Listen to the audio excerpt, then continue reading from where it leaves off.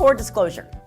Wow, do we talk about disclosure in real estate? And this section really sets up a lot of expectations from the seller to let the buyer know what is in their property, what isn't in their property, what problems they've had.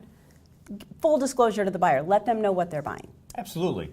So these are the seller requirements, and in Section 6, we're going to talk about now the buyer due diligence. But as we focus on, disclosure, we're going to start with the basic, and the basic is SPDS. I'm sorry. Seller Property Disclosure Statement. Yeah. And how many days? We've moved that up to 3 days. We like 3 days. 3 days is good. And understand that part of that 3 days is because we need the seller to tell the buyer about lease stuff. Things that are leased that aren't owned by the seller, therefore won't be included in the sale unless there's discussion and, in some cases, action on the buyer in order to qualify against solar leases. Very much. Or, if it's the pool equipment, you better talk to the pool guy. Check in with the utility companies that are on there. Giving that buyer that option that if the seller had repairs somewhere in the SPDS disclosed, they know what they can go and have better inspections on. Things to look for. It's really important for that buyer. And part of the due diligence also then is for the seller to say, here are my homeowner's insurance claims. Correct. And get me that information. Now that's not the same 3-day time period, it's 5 days in that instance, but the response time is going to be the same, 5 days from when you receive it in one, or 5 days for the SPDS, or 5 days when you do the insurance claims history. Absolutely. Which could both, if given appropriately, fall right within the inspection guidelines time periods. Absolutely. So. And understand, what if the seller hasn't owned the property for 5 years, then what happens? You give them as far back as you know. Sure. Or you find companies that actually can get you, 5-year history. So, just understand and be prepared for some of those. The next paragraph is, we call it FIRPTA for short, because it's a lot easier than saying Foreign Investment in Real Property Tax Act. Yeah, FIRPTA works better. I agree. And so foreign sellers, what does that mean? Well, if I am a Canadian citizen and I own property in here and I'm going to sell it, there's some things I need to do for taxes. Correct. And and FIRPTA is kind of backwards because it puts the responsibility on the buyer to withhold funds for the seller's sale. So the buyer is going to need to withhold that 15% if they don't meet the IRS requirements. Right. Then we'll cover that under due diligence. Absolutely. But now we're talking about the seller disclosing that, oh, by the way, FIRPTA may apply because I'm a foreign person or I'm a citizen of a different country. Correct. So how is the seller going to disclose that they're a foreign person? So the seller will disclose it on the SPDS and hopefully also after conversation with their listing agent so they're prepared in what they're going to do in this situation. Great. The buyer broker might be checking public records to see what the mailing address is, to see if that tax record is going to a foreign country. If so, they might ask the question. Because, try as we might and recommend as we might, give us an SPDS.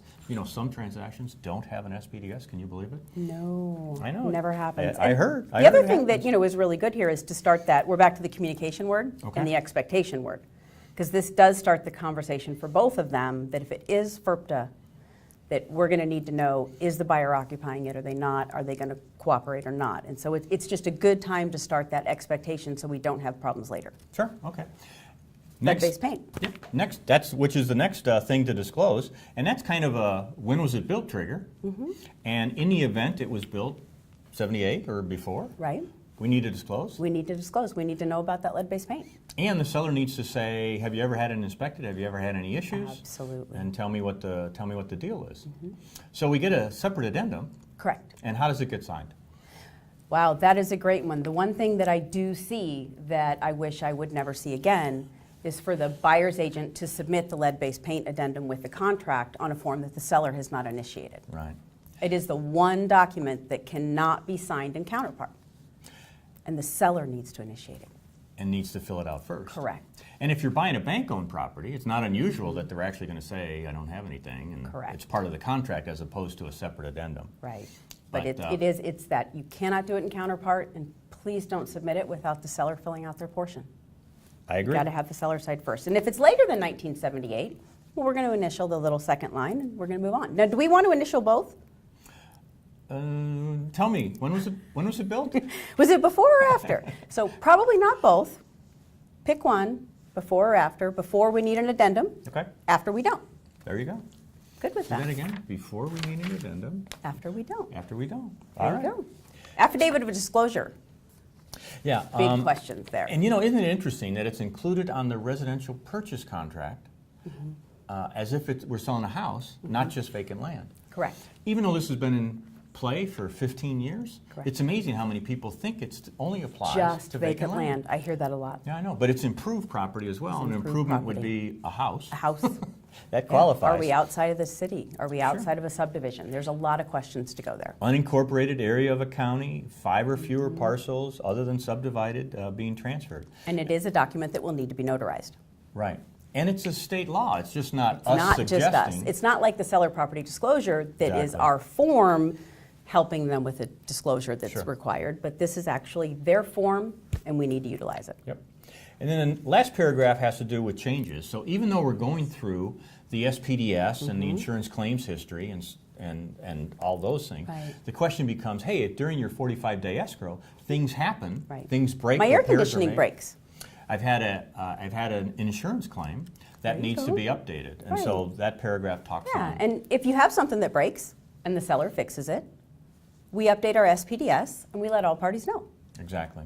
So here we are. We reviewed the disclosure section, and the disclosure section is seller telling Yes. buyer, Yes. here's the property that you're purchasing.